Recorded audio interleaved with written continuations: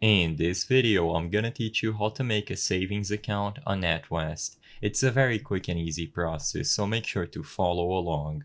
You will be able to explore all the accounts options that Natwest offers when you go over to their website at www.natwest.com.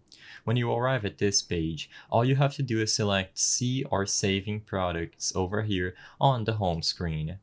After you select Saving Products, you will be redirected to this page where you can find all of the options that they have for savings accounts.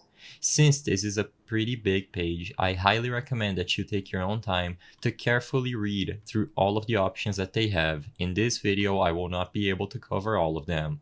So, click Tell Me More and explore the options. For example, I'm gonna choose this one, Fixed Terms Savings. You will be able to select View Account and apply under any of them. Once you click that option, you will be redirected one last time, and in this page you have more information regarding the account you selected. If the account you selected satisfies you, go ahead and click Apply Now.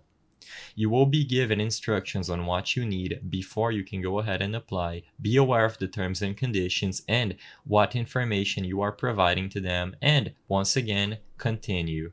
Now answer the questions that they're going to ask you in this page, and you are going to be able to sign up for Natwest, or if you already have an account, you can proceed with your application.